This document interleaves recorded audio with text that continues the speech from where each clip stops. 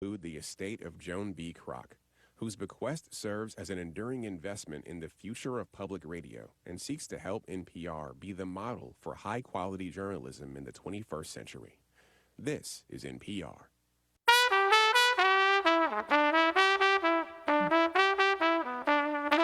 This is Charlotte Talks. I'm Mike Collins. With the arrival of spring, we're coming closer to the end of another school year, and this one was marked by the anxiety and uncertainty caused by ICE and Border Patrol activities this fall, which kept as many as 30,000 students away from classrooms.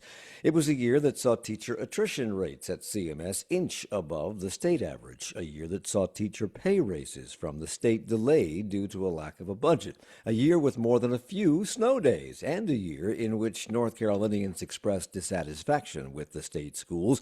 They cited a lack of resources and funding.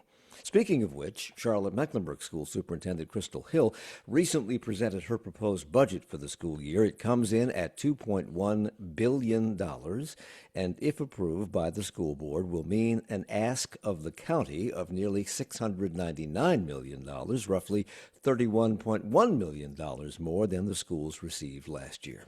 A lot of numbers, we'll break them down. We explore that and more this hour with Superintendent Dr. Crystal Hill. She joins us for the hour. Good morning. Welcome back. Hi, good morning. Thanks for having me on this morning. Welcome. I was going to begin with an entirely different question and close with the question I'm about to ask you, but there was a report from WFAE's education reporter James Farrell this morning about your consideration of changes to the Charlotte Mecklenburg Schools magnet program. And one of the things that is being considered is something that the CMS, a previous CMS Board of Education, vetoed after community pushback, and that would be changing so-called middle colleges into early colleges. First of all, for those who don't have kids in school, what does that mean? Early college, middle college? Yeah, so back in 2024, the board asked through policy that we do a comprehensive review of all of our programs, our transportation, magnets, capacity, boundaries, all of those things. So we did all of that hard work. We presented the data. And then last January, 2025, the board said, okay, based on all of these reports, we want you to come back to us with a plan. And so one of the things that were cited in that comprehensive review was a look at all of our programs, with early and middle college being one of them. So you cited that, yes, I did make that recommendation before that the board did not pass. However, that was prior to us presenting all of the data. But in short, what a middle college is students join our middle college program their junior year, and they have 2 or 3 years to graduate with an attempt to get their associate's degree. The early college is a bit different because our students are able to join the program their freshman year. And so their freshman year and their sophomore year, they get all of their high school requirements out of the way. And then their junior and senior year, they can focus on taking college classes.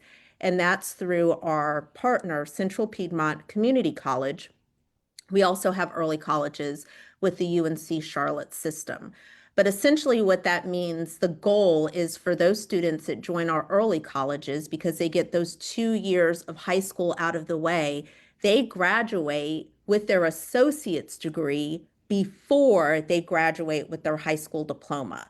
So what that means is they get automatic transfer into the UNC system. So students can start their freshman year in college at a UNC system, already have earned 2 years of college credit. And what that equates to is a lot of dollars saved for parents. So we're really excited about the opportunity. And that's not all. You mentioned this comprehensive review. That's supposed to happen every 4 years, but the last one was done in 2017. So when you wait that long between reviews, there's going to be a lot of earthquake shifting going on. And one of the earthquakes might be centered around the magnet programs. And you want to take, I think you told me before we started this conversation, there are like 71, is that right? Different Yeah, magnet it's very themes. confusing. Yes. Okay. And you want to narrow that down to 6. Yes. Yes. Yikes. Yes. So one of the reviews that we got from Magnet Schools of America is you are offering a lot, but the program fidelity is not that great. And so, when you try to do a lot of things, it's hard to do a lot of things and do them very well. So basically what we've done is through that study is we've identified 6 themes, and they are visual and performing arts, Montessori, world languages, STEM, and our early colleges. And so the plan basically takes all of the programs and tries to narrow them down into 6 very clear themes. The goal is to offer each of those themes either as a district-wide program, such as our visual and performing arts, or to have programming in each of our transportation areas. So what that does is allows equity and access for students to have access to great programs that we're able to put more resources into, and as a result, get great results. The other thing that it does is it creates a clear pathway. So if a parent is interested in their child being in STEM and they enroll them in kindergarten, it is very clear what the pathway will be from elementary school, middle school, and high school, instead of parents having to wait until their child's 4th grade year, go into the lottery with hopes and prayers that their child will be able to continue the great programming that they've had since kindergarten. So would this eliminate that lottery process? No, it will not eliminate, no, the lottery process will still be there, but we will just be very clear on the way the lottery works and the opportunities for parents in terms of the pathway, as I mentioned, through their transportation zones. So if you narrow this down from 71 different themes to 6 different themes, and you lengthen the time that parents can make a decision from 4th grade to kindergarten, I'm wondering what this does to pupil assignment. Because to go to a certain magnet school, you have to make plans for that. Does this change the way that works? It doesn't necessarily change the way that it works, it just makes it much more clear. The other thing that's layered in on this is in our district, we have a transfer window that many people don't know about. So we have our strategy has been to focus on our neighborhood schools to make all of our schools excellent. However, if parents make a choice that for some reason their neighborhood school doesn't necessarily offer the programming that they want, or they work on the other side of town and it's just more convenient for their child to go to that school, we're trying to remove some self-imposed barriers that we've had to make sure that parents certainly do have a choice, because we believe that Charlotte Mecklenburg Schools does have the very best choices. Any student can get an excellent education here in Charlotte Mecklenburg Schools. We offer a So lot. neither of these proposals is a fait accompli. You are opening this up for discussion among parents. Is that correct? Yes, great point. Thank you for pointing that out, Mike. Again, this is a draft plan in response to the report that we gave to the board. So after we gave this comprehensive review, as you cited, had not been done since 2017. Once we completed it, it was very thorough and said to the board, what is it that you would like us to focus on? Of that policy, they asked us to focus on subsection A, which is all about programs, and subsection B, which is about boundaries and capacity. That will come later in the fall. But to your point, we've put all this together based on what we've heard from that report, but we've gone out to the community, 20 engagement sites 6 times a day, including virtual options and Saturday. So this is all up to the community right now to hear what they want. And then based on the feedback they give us, we will take that information, share it back to the board in the form of a recommendation. And then even at that time, there'll be opportunities for the board to hear public comment based on that recommendation. But this Are is the the thing I want to stress is this is rooted in what our report said, the direction that the Board of Education wanted us to go, and we value community engagement. are these community input sessions underway? Are they to be held in the near future? And if they're underway, what have you been hearing? Yeah, they're underway right now. We are winding them up. We have a few more sessions left this week. And also the thing that I want to point out is the presentation is on our website, so folks can go watch watch the presentation and then provide virtual feedback. They can continue to do that through the end of next week. What we're hearing so far is Thank you for doing this and making it clear. Thank you for making sure there's options in each of the transportation areas. One of the things that we've heard loudly is about our world language. We have a Japanese program at SAIL, and it is the only Japanese immersion program in North and South Carolina. And so what we've heard loudly is that needs to continue to remain a district-wide magnet. That's one of the things that we've heard.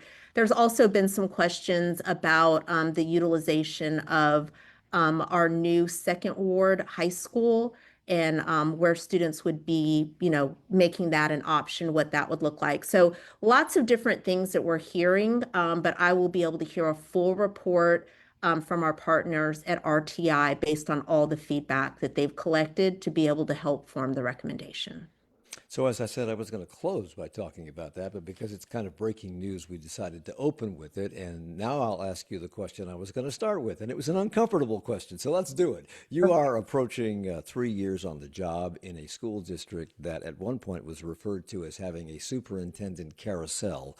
Since 1962, people in your job have lasted about 4 years on average, but you have already eclipsed your immediate predecessors, Heath Morrison, Ann Clark, Clayton Wilcox. These are blasts from the past, and Ernest Winston.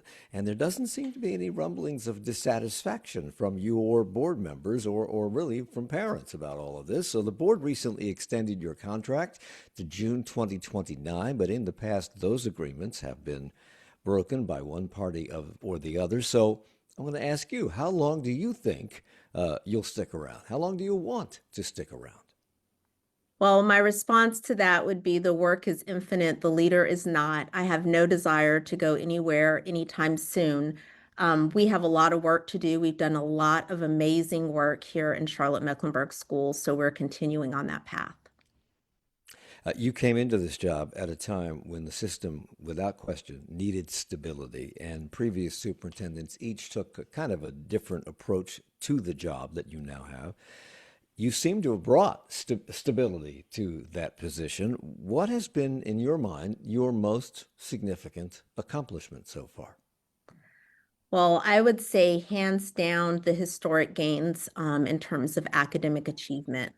School districts exist for one primary purpose, and that's for to educate students. And certainly our results this past year demonstrate the commitment, not just from me, from our school board, from all of our staff, our students, our community on just that. So I would say the historic gains when we now have 70% of our schools that have a school performance grade of an A, B, or C. We have 89.1% of our schools that either met or exceeded growth. That's huge. We've removed so many schools from the state's low performing list. With all that being said, we have a lot more to do. I'm also very proud that we have our third, I believe, fully funded budget, and looking forward to the next one being fully funded as well. So lots of accomplishments. I would definitely say it's not the Crystal Hill show, but I think it is definitely a signal of the commitment from our amazing community, our courageous staff, amazing students, and of course, strong leadership at the top with our school board.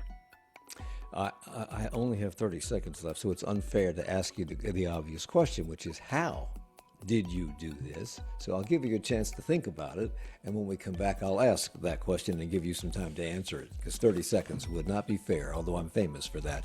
Dr. Crystal Hill is our guest. She is the superintendent of Charlotte Mecklenburg Schools, and we will continue our conversation. Lots to talk about, including her proposed budget, which I alluded to at the very beginning of the program. It's Charlotte Talks on WFAE. On the next Charlotte Talks, transparency. Under state law, public records requests must be completed as promptly as possible. But despite that mandate, requests across agencies and governments in North Carolina can feature long delays. And even when those agencies come through, records can often be incomplete, which limits transparency and delays the truth. We learn more about an effort to change that tomorrow morning at 9 on 90.7 WFAE. Is the Trump administration creating a centralized database of Americans? It's been over a year since President Trump issued an executive order encouraging data sharing among government agencies. What effect did it have on long-standing privacy protections? And what do you need to know about how much access the federal government has to your personal data? That's next time on 1A. Join us for 1A later this morning at 10 o'clock on WFAE. On Wednesday, April 1st, the Supreme Court will hear oral arguments in the case known as Trump versus Barbara, which challenges President Trump's order limiting birthright citizenship. WFAE will bring you NPR's live coverage of the Supreme Court proceedings beginning at 10 a.m. Wednesday, with NPR's Washington correspondent Miles Parks and legal affairs correspondent Nina Totenberg, as well as other experts. Join us for a live special coverage of the Supreme Court Wednesday morning at 10 o'clock here on WFAE and WFAE.org. It's Charlotte Talks on listener-funded 90.7 WFAE and WFHE. I'm Mike Collins. Our guest today is Dr. Crystal Hill. She's the superintendent of Charlotte Mecklenburg Schools. Been on the job about 3 years so far, and with no plans to go anywhere. And we've already talked about some changes that are being proposed to the magnet program, for which parents can still join in on those conversations before a final decision is reached by the school board.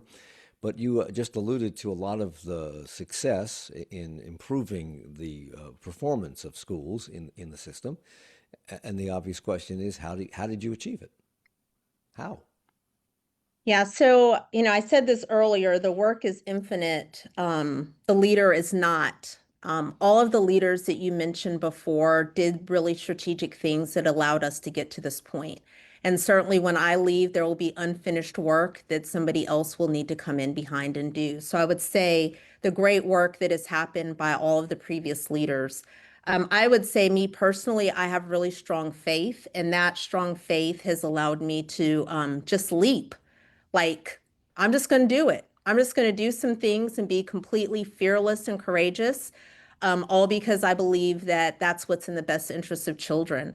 And part of that leap in faith is really being open, saying we don't have all the answers. We have a great relationship with the Charlotte Executive Leadership Council, saying, hey, we know how to educate students. We don't necessarily know how to run a $2.1 billion business. So come on in and work with us to show us, how do we get efficiencies? How do we systematize all of our things? And that work that's happened at the top has now resulted in outcomes for students. If you don't have strong systems at the district level, systems, procedures, processes, a focus on continuous improvement, then you're not going to see continued sustained results for students, because everything at the end of the day that happens is in service for students. So I think that's some of the things. We've done a lot of reorganizing. We've called it for endless possibilities, that I think has definitely strengthened us and allowed us to be much more efficient in the work that we do. You mentioned that figure, $2.1 billion, which is your proposed budget figure for the year. And when you first look at it, you go, okay, a couple of $2 billion. But then you think, this is Charlotte Mecklenburg Schools. This is not Bank of America. This is $2.1 billion for our school system in Mecklenburg County. I want to talk about that number and how you arrived at it and what it means. But I also mentioned that there are three different sources of funding. I think people need to understand that there are three different sources of funding for the public schools. Money comes from the federal government, the state government, and Mecklenburg County. Talk about those buckets of money. Who funds what, and how much control do you have, does the system have, on any of those sources of funding? Yeah, so the majority of our funding comes from the state level. And at the state level, we have very little flexibility. The state is very clear on how we get the funding, and the primary driver behind our state funding is enrollment. So when enrollment increases, we then in turn see an increase in state funding. When enrollment decreases, we see a decrease in state funding. So very little flexibility. Next, we have our local funding, and our local funding does have some flexibility in terms of we have the opportunity to name the things that we need. What we like to say is the state funding allows us to be good, our local funding allows us to be great. And then, of course, we have federal funds, which are very restrictive and very clear guidelines on what we can and cannot use the funding for. So the state accounts, I think, I'm correct me if I'm wrong, for the largest source of revenue, the stream that comes into you. That impacts, they have yet to pass a budget at the state level, and that has impacted teacher pay raises, because those raises are not forthcoming until they pass that budget, if they pass it. What else has it impacted, this lack of a budget? Well, it's impacted everything. This year, all of our state employees saw an increase in medical and benefits cost, of course, increase. So there was no state increase for our employees. However, they did see an increase in their medical and benefits. There are lots of other things, such as the funds that we receive for IB, AP testing, exceptional children, all of our instructional resources. So all of those things that are funded at the state level are essentially at a standstill. Costs have increased, but the funding that we've received from the state allocation has been at the standstill. And I'm not sure if you said it yet, but we are the only state in the country that has not yet passed a budget. Now, the interesting thing about that is school districts are required to pass a budget, and our local county commissioners are legislatively required to pass a budget. However, our budgets are made on assumptions. And so this time last year, I was presenting a budget for the current year based on an assumption of a 3% increase. That was a guess. But when that doesn't happen, it just kind of throws everything out of whack. In other words, what we assumed would take place has not taken place. And it's not just an impact on raises for our employees, but the way that we plan. It's very difficult to plan when the state hasn't passed a budget and they are our largest funding partner.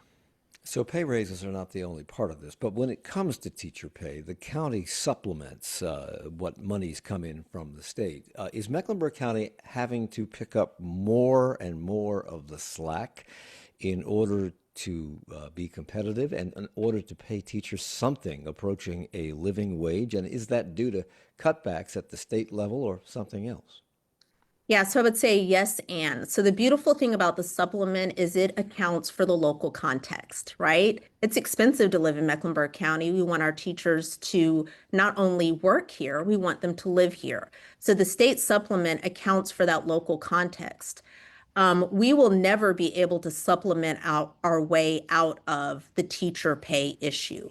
The state is the largest funder of the teacher salary through the base pay. And if we don't make an increase on the base pay, we're never going to get anywhere. So, for example, beginning teacher pay anywhere in North Carolina is $41,000.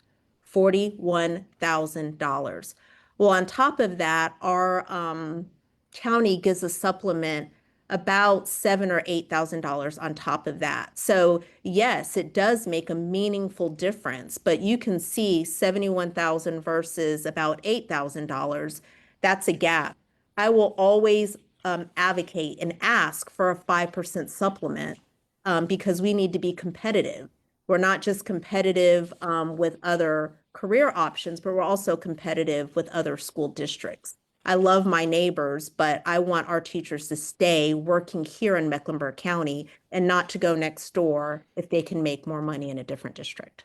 I referenced at the very beginning that a recent survey has indicated that parents are dissatisfied with public schools across the state, but not with teachers.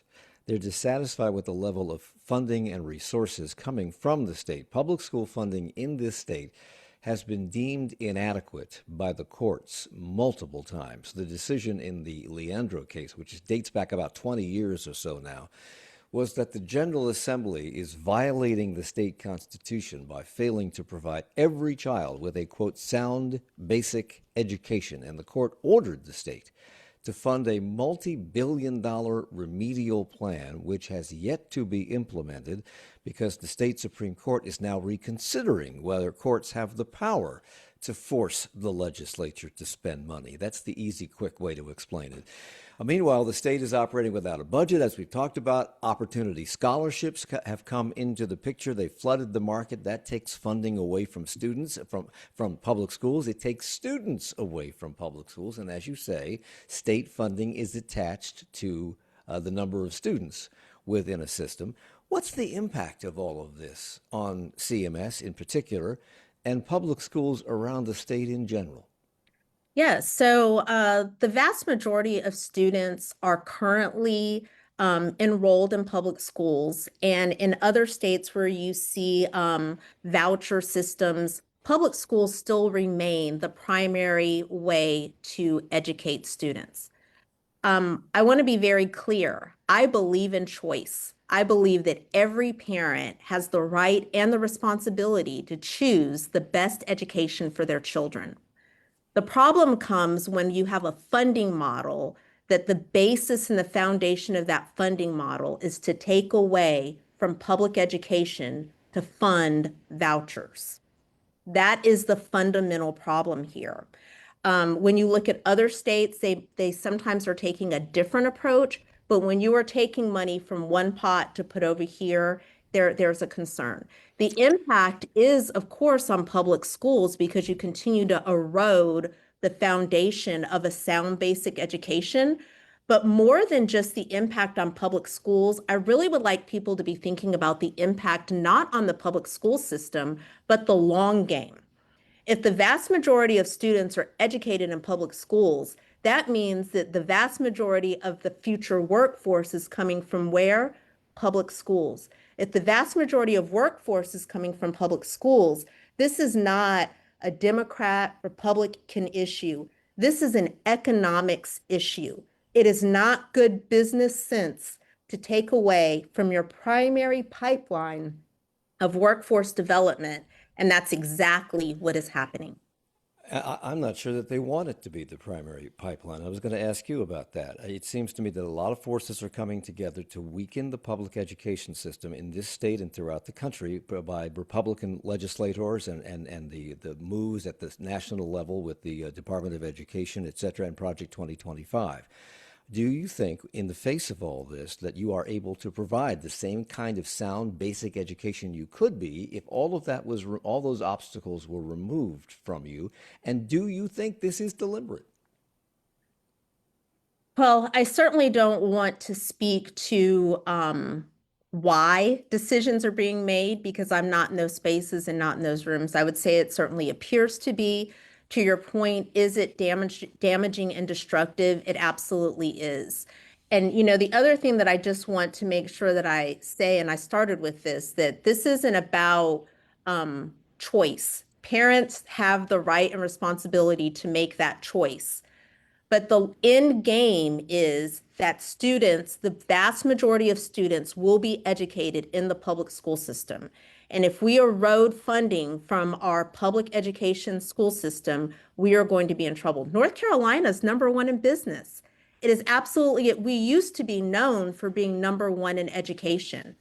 And this year in the state of North Carolina, I'm so proud of our new state superintendent, Mo Green. We have seen not only historic gains that I talked about here in Mecklenburg County, but historic gains across the state. Highest graduation rate ever, highest AP advanced placement achievement ever, highest earning of workplace credentials ever. We are making exceptional gains in public education.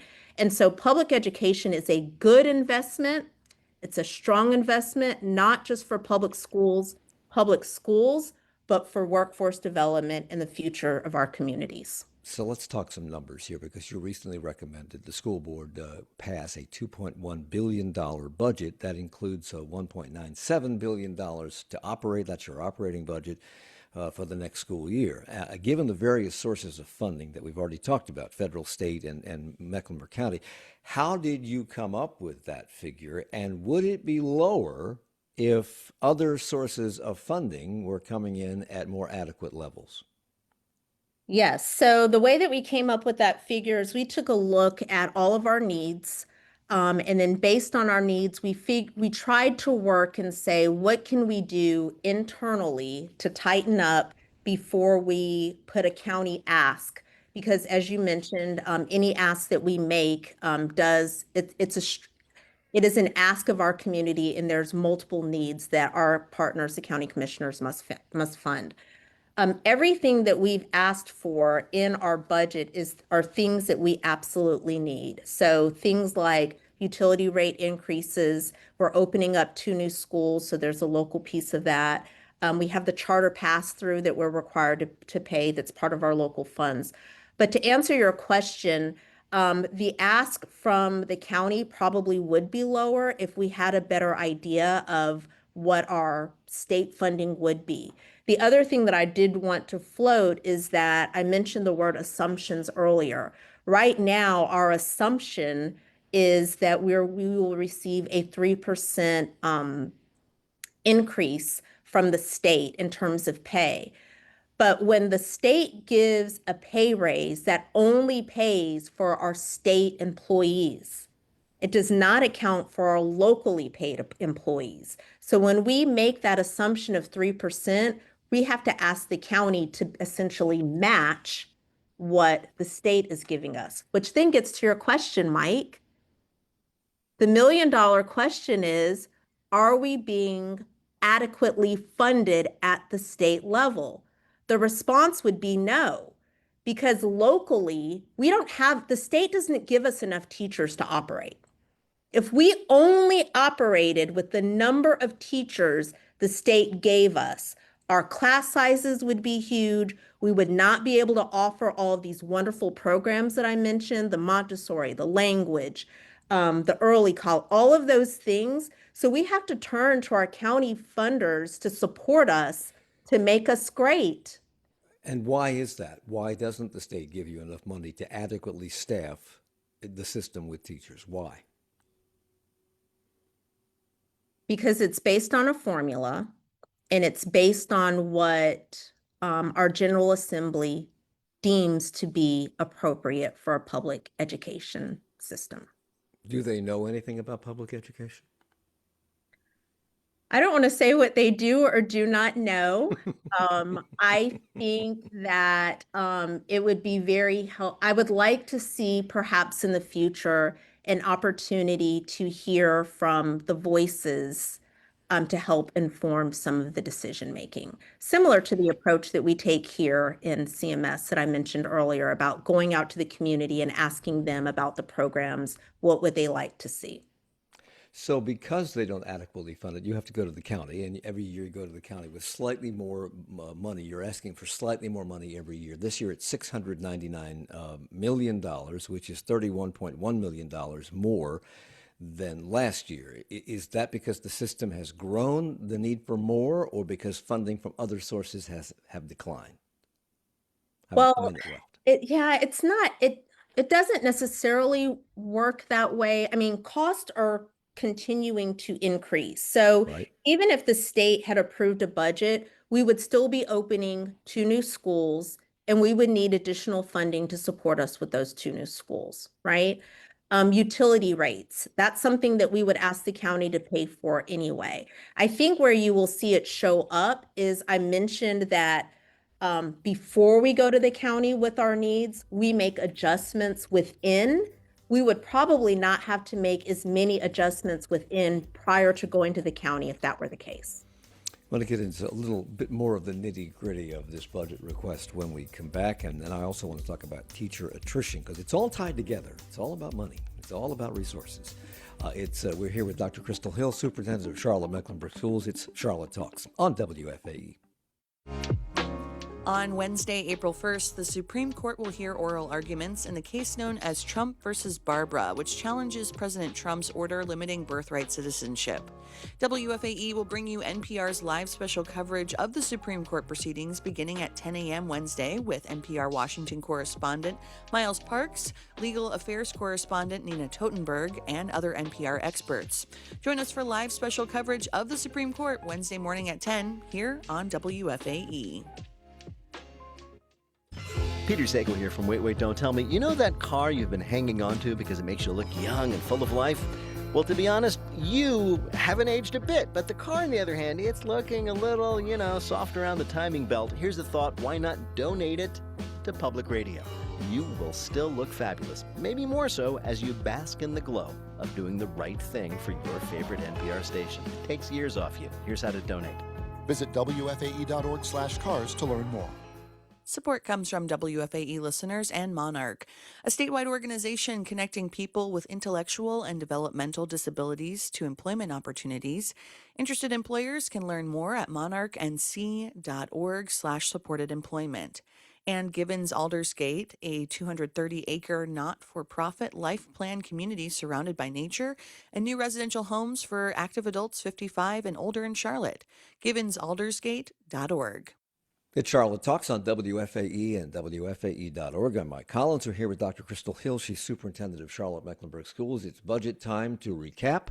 She has proposed a $2.1 billion school budget, requesting of the county, if the school board approves it, she will be requesting of the county $699 million, which is $31.1 million more than last year. And $8.8 million of that would be to fund a roughly 5% increase in the county-funded portion of what goes to teacher pay, the county supplement to teacher pay. How would that add to the average teacher's salary? What would that come down to? Yes, so for our teachers, as I mentioned, we have the vast majority of their pay comes from the state. And as I mentioned earlier, that supplement just increases in terms of their overall pay. So right now, as I mentioned, $41,000 is from the state, and then that local supplement, of course, accounts for that. The reason why that's really important is because the supplement, as I mentioned, addresses that it's more expensive to live here in Mecklenburg County, and it's something that I'll continue to ask for year over year. So if the budget at the state level ever passes, it does include teacher pay raises. So if it passes and you get the 5% supplement, when you put it all together, what do you come out with in terms of bettering teacher pay? Yeah, well, it's always going up. And then the other thing that I would say, of course, is that it absolutely is never enough. It is not enough to take care of our teachers, because we definitely want to get them to above living wage. So let me just give you some real numbers. Sorry, it took me a minute to get there. So for example, for our proposed right now, a beginning teacher, as I mentioned, makes $41,000 currently. We have a supplement of $7,943. With our additional supplement, they'll be at $8,341. And that's if the state pay stays the same. Of course, if it increases, that would be better. The thing that I'm really proud of with Mecklenburg County is we are always in the top 3 in terms of our supplements. So in terms of our supplement, we compete with Chapel Hill and Wake County, and we are on track this year, at least for teachers in years 0 through 20, to have the highest supplement in the state, which I'm really proud of. So does that $41,000 average salary include the supplement that you're talking about, or No, would that take it up to $49,000? That takes them to $49,000. That's correct.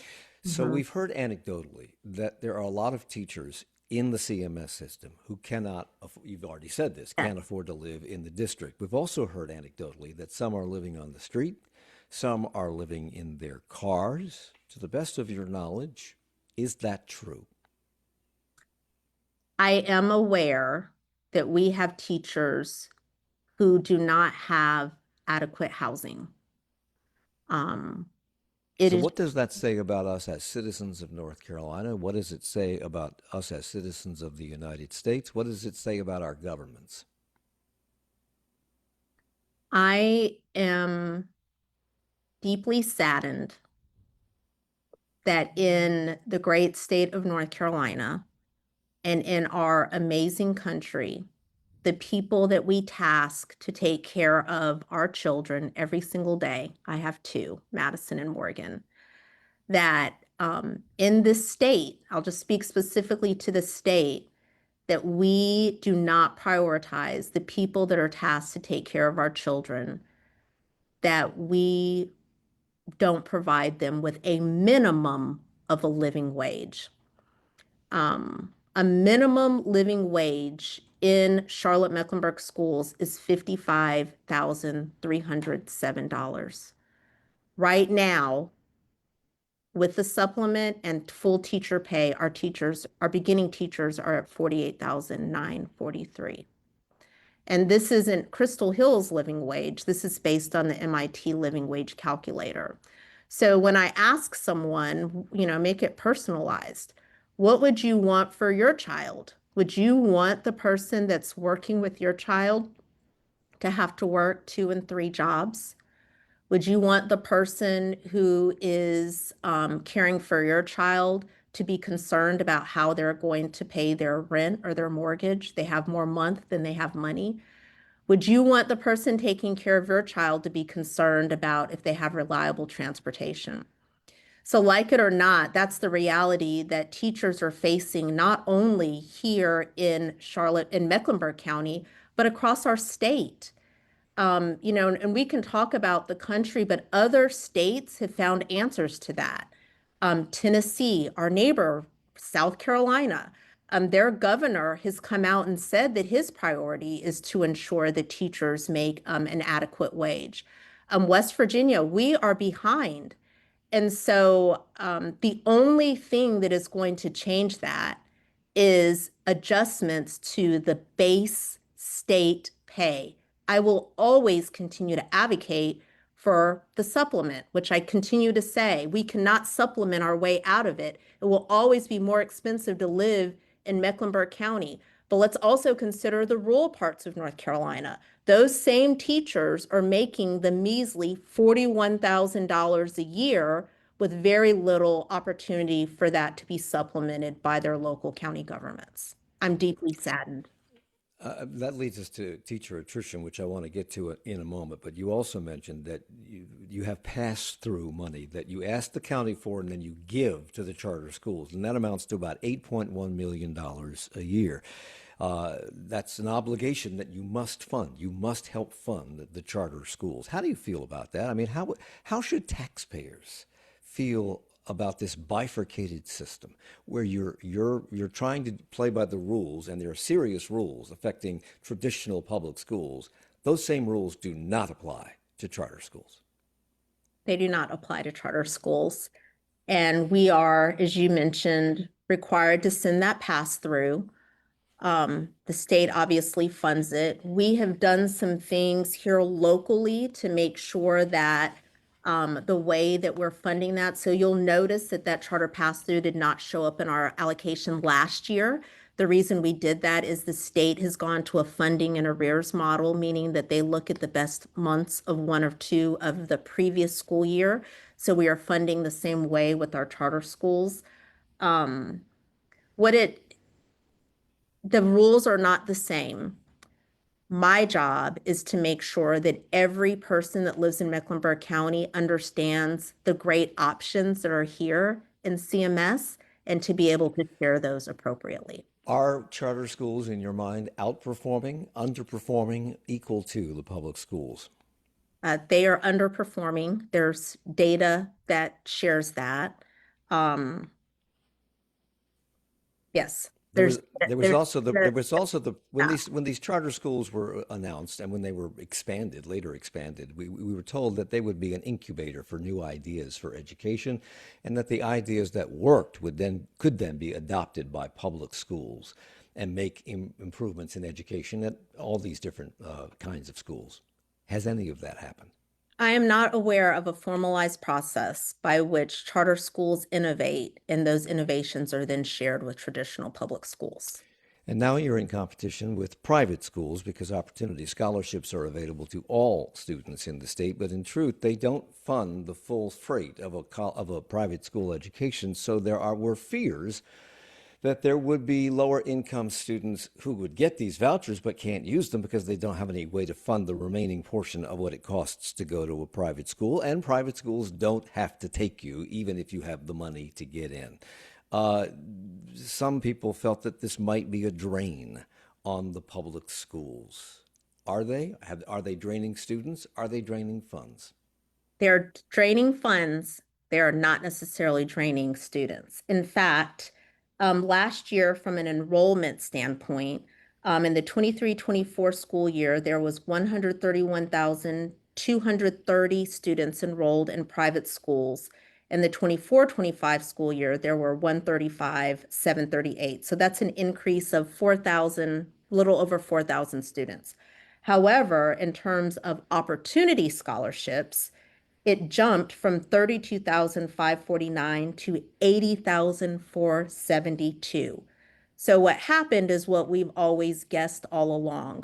We are not seeing a large number of students moving from public school system to private schools, but what you see is students that are already enrolled in these private schools because the threshold has been lowered. Students that are already enrolled in private schools are now taking opportunity of the Opportunity Scholarship, which of course there is no return on investment. There are no accountability measures to know if this is working or not. Which, from a business standpoint is just fascinating. When would Bank of America ever say, we're going to do this crazy investment, we're not going to watch the return on investment? However, in North Carolina, that choice has been made by our lawmakers that we're going to throw this money out here. We're going to take away from public schools, give here without any measure of effectiveness, no measure of sustainability, no measure of improvement, no measure on outcomes for workforce development and our economy at scale. How do you explain that? I can't explain it. I think it's short-sighted. I think that as a community, we need to wake up and we need to start thinking about the long-term impacts. There are decisions that are being made about what I want for my child. I think it's a very myopic view. And I don't think anybody's really calculating what the long-term impacts are going to be if we continue to de-invest in public education, because public education, the vast majority of students are being educated in public schools. That is our workforce pipeline. And by the way, we're doing a great job. A lot of work to do, but we are delivering on results, not just in CMS, but statewide. We need to wake up. Getting back to resources and teacher pay, Yes. as you said, the teachers here make less than the average salary that you would need to live comfortably a middle-class life. State data indicates a higher percentage of teachers left CMS last year than the previous year. Is that strictly due to pay, or were there other factors, retirements, people moving from here to a different district, from here to a different state, et cetera? Yes, we had several, and we have all that data. I can't say all the numbers, but one of the reasons was planned retirements. Certainly if people earn retirement, we celebrate their years of service. But compensation was cited as the number one reason why people decided to change career fields. Teachers are marketable. They are excellent. They are time managers. All the things you name, they're able to do. And so unfortunately, several of our teachers have made the decision to do that. Our numbers were slightly higher than the state average. I think that just really speaks to the need for higher supplements in areas that the cost of living is higher, and then also working in a larger school system. Of course, none of this makes any difference unless there's improvements in student performance. You've already talked about raising the level of performance of certain schools. That's a different set of criteria. But let's talk about that because we only have a few minutes left. In recent years, there have been great concerns about student performance on standardized tests and end-of-year tests, and whether students leaving the system are job and or college ready. And CMS set some goals, then backtracked on some of those goals, if I'm not mistaken, because maybe they were too high. What seems to be the biggest stumbling block when it comes to improving math and reading scores, which are fundamental to being able to function in the world? Yeah, we didn't backtrack on any of our goals. We got new goals, and last year was our first year of implementation of that strategic plan. And as I mentioned, we have made incredible progress. I think some of the stumbling blocks have come from some setbacks from the pandemic. Definitely not a excuse, but that was a setback. But even prior to that, there were huge gaps in terms of how students were performing. So some of the stumbling blocks comes from professional development for our teachers. We've invested heavily. The state has invested heavily in terms of literacy professional development. Our students are tracking well in math, but as students get to middle and high school, we do see the need for additional support there. So making sure that we're able to retain, train, and pay our teachers is the biggest barrier, but it's also the biggest opportunity. And if you look at our budget, that's where you will see the vast majority of our dollars going. I have 90 seconds left, and I believe I'm right when I say, well, you've instituted systems to help students improve their ability to do math and to do reading, including tutoring inside the school day and outside of the school day. But they seem to be doing better in math than they are in reading, if that's accurate, if I'm right about that. Why? Yeah, so math is they're discrete skills. They have to build upon one another, but they're very discrete skills.